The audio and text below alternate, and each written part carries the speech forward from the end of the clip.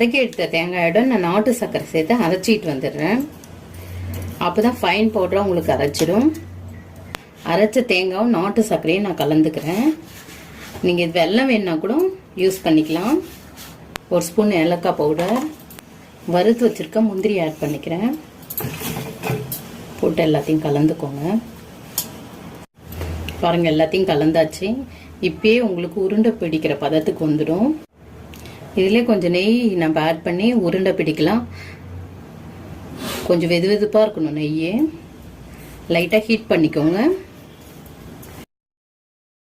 எல்லாம் கலந்து விட்டுக்கிட்டோம். இப்போ நம்ம உருண்டை பிடிக்கலாம். பாருங்கள், லட்டு ரெடி ஆயிடுது.